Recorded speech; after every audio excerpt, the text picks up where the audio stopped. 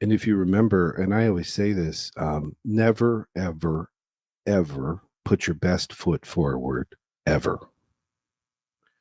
Only put your authentic foot forward. I remember the first time you told me that, I didn't know what the hell you were talking about. Because you hear that a lot, right? Yeah. And that's mostly, not to keep it on dating, but that's usually what the first few months at least are, right? Is this 100%. inauthentic, best foot forward Yep. sort of fake thing. Yep. Job Uh, interviews too. yeah. Oh, yeah. Lots of situations where we feel like we got to put our best foot forward. And that's a huge mistake right from the very beginning, because a lot of times putting your best foot forward is a behavioral consequence of prohibitive thinking anyway. Because a person says, well, if I'm myself, I'm not going to ever get this job. Or if I'm myself, she's going to fly out of the bathroom window in 5 minutes, Oh. right? There's that prohibitive thinking. But the problem with putting your best foot forward, there's really two of them. In the dating situation, let's stick with that one because somehow we're on that, was a good one. The first problem is, if you put your best foot forward, then you have to maintain that all the time. Otherwise, the other person's going to say, wait a minute, what happened to the person that I was really digging or falling in love with? All of a sudden, you seem different. And by the way, I think that that's why after a few years of marriage, a lot of people say, in the very beginning, we had all this amazing stuff, but now here we are and we're miserable, right? Mm-hmm. So that's the first problem, is you got to maintain it, your best foot. So if that's not authentic, good luck, because you're not going to be able to sustain it. But here's the other problem that most people don't think about. If you put your best foot forward and the other person falls in love with you, you never know if their love for you is real. You never know if you're safe, because in your mind, you're thinking, oh man, when the rest of me comes out, this isn't going to be good. It's going to go south. Yeah. Right. Yeah.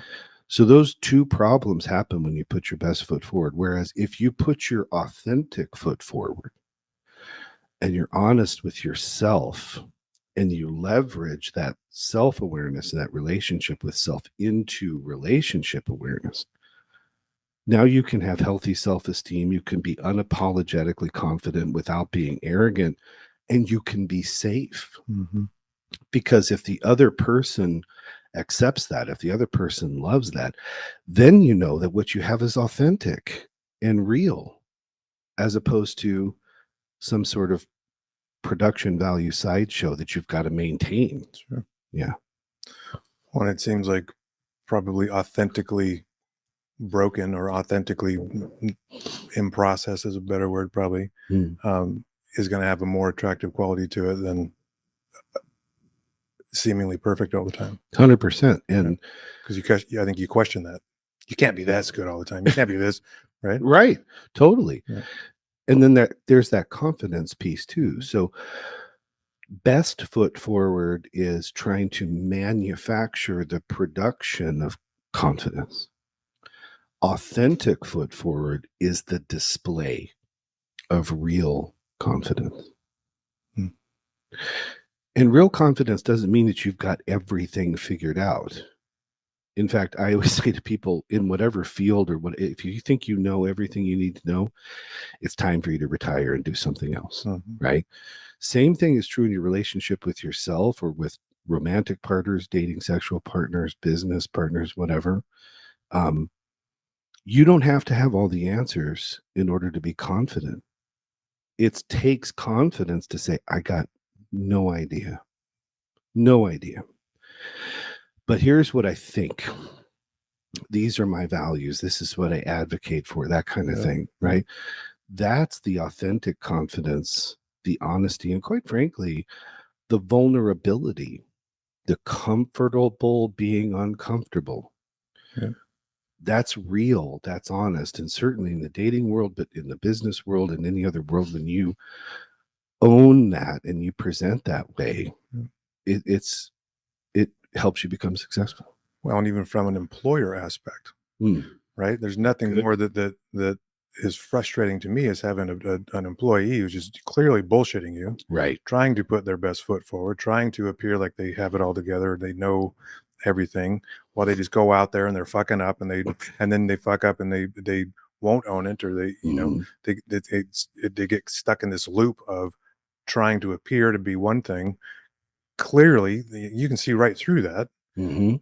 and that actually, from an employer standpoint, you lose immense amount of confidence in that person and Right. their ability to perform or deliver or be what you hope, um, because it's clearly bullshit. Right? That's 100% right. And trust then is breached. Yeah. Trust is lost and the relationship is damaged Yeah. because now we're in the middle of a really big rule dispute.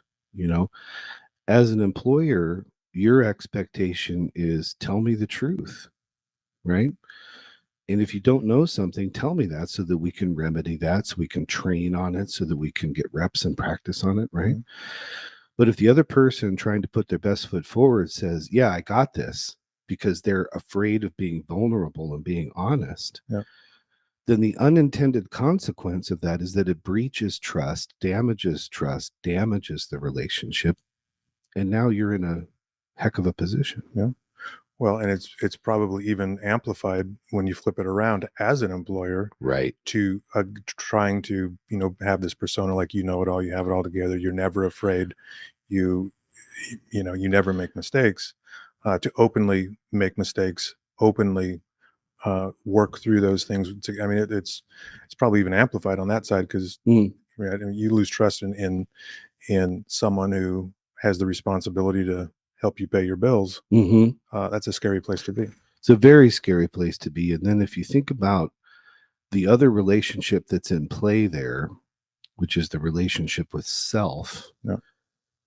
if you're lying to yourself and that is facilitating this broken trust in the relationship with employee or employer, now you're loaded with self-doubt and you're loaded with fear and angst and concern, Yeah. right? Yeah. And that is not an optimal place for either performance or for efficiency. Yeah. Right? Because you're constantly covering, you're constantly nervous. And then what happens? You become that person who you get that email or that call from the boss or the colleague and says, you know, hey, can you stop by my office for a few minutes? And what happens? You're shitting yourself Mm-hmm. because you're waiting to get caught. Mm-hmm. Right? Whereas if you put your authentic foot forward and you own your deficiencies, you own your limitations or your gaps in your knowledge, Yeah. that makes you more trustworthy. Yeah. It makes you more respectable and it helps you feel safe. And it's probably one of the best ways to overcome loneliness.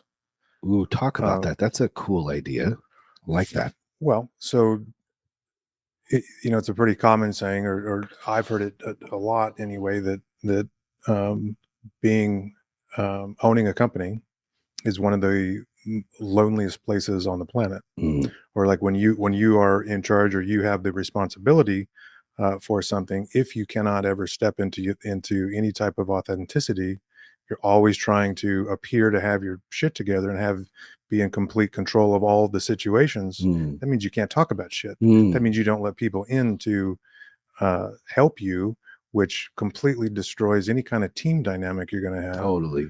Right? Because you can't talk about what's really going on.